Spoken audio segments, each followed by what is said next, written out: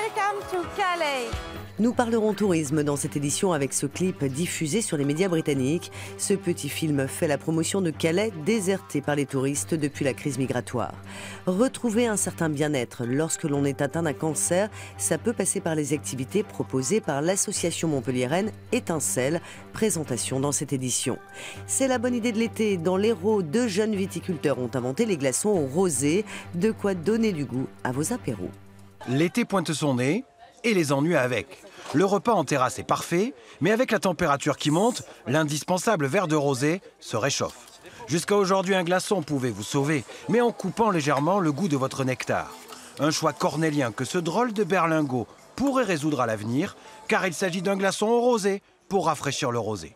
Je pense que c'est plutôt une bonne idée, ça reste frais quoi en fait. On a un glaçon imitation rosé, donc ça change aucun goût, voilà, c'est très bien. Le caillou rosé, c'est le nom du concept qui est né dans la tête de ce couple de viticulteurs d'Agnanes. Restaurateurs à la base, ils ne se limitent pas à la simple production de vin depuis leur récente installation. Avec ce glaçon au rosé, ils jouent avec malice la carte du marketing pour faire exister leur vin dans la jungle des étiquettes qui se disputent le marché. Si vous innovez pas, vous vous retrouvez un parmi d'autres, quoi. Et donc commercialement, c'est dur, quoi. Alors c'est sûr que quand on a une innovation pareille, aujourd'hui, nous avons été reçus dans toutes les plages, tous les restaurants ou tous les cavistes que nous avons visités.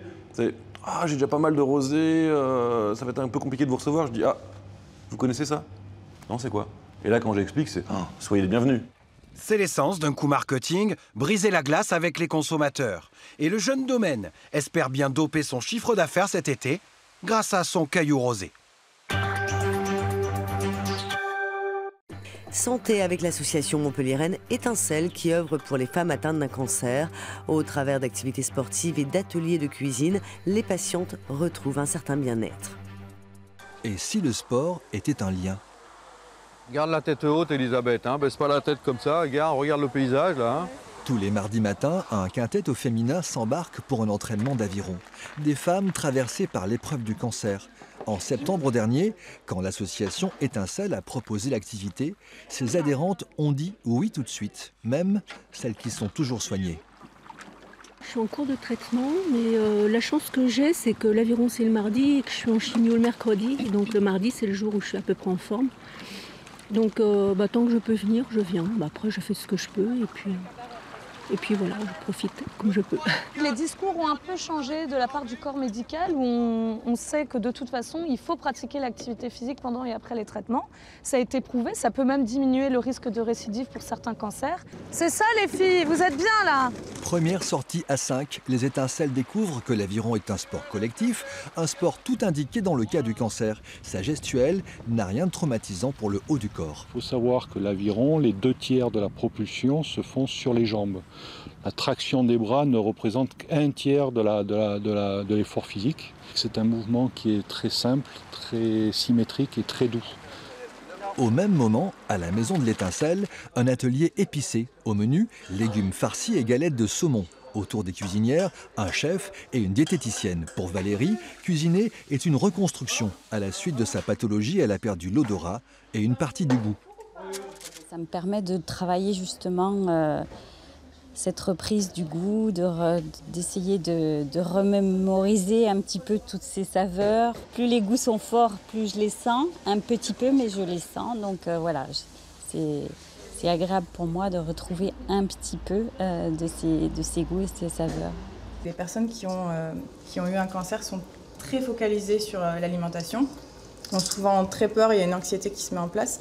Et en fait, ce que je cherche, moi, c'est surtout à apaiser ce côté-là. Qui est quand même très prononcé après la maladie. De l'équilibre, du plaisir et surtout du partage. Les ateliers de l'Étincelle invitent à en reprendre. Enfin, Calais fait les yeux doux à nos voisins d'outre-Manche. Après avoir subi la crise migratoire, la ville veut reconquérir les touristes britanniques. Pour les inciter à venir, une campagne de communication a été lancée.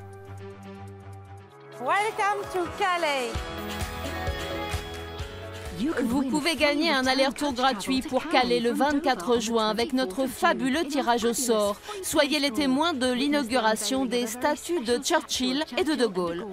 Un clip pour promouvoir Calais, diffusé depuis quelques jours sur les médias britanniques. Il invite les Anglais à venir redécouvrir la ville. See you in Calais. Une opération séduction destinée à redorer le blason d'une commune trop longtemps décriée.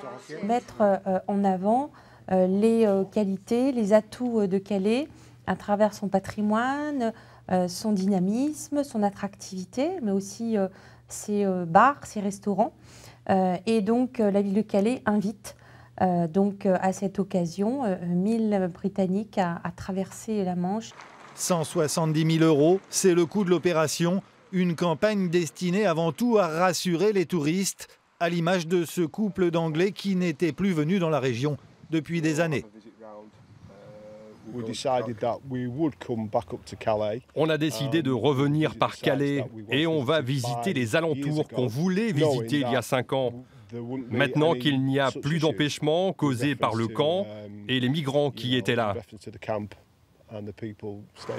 1 millier de Britanniques. Le 24 juin prochain, ils seront les invités privilégiés de la ville de Calais. Au programme de la journée, découverte du patrimoine et shopping dans les magasins. Un circuit qui, selon ce commerçant, ne concernerait malheureusement que l'hypercentre de la commune. Lorsqu'on voit l'abandon des commerces calaisiens, c'est vrai qu'aujourd'hui, il ne faut pas favoriser un quartier, il faut favoriser la ville entière. Réhabiliter Calais et sa région aux yeux des Britanniques, c'est l'objectif que s'est fixé l'équipe municipale afin de pouvoir définitivement tourner la page de ces sombres années.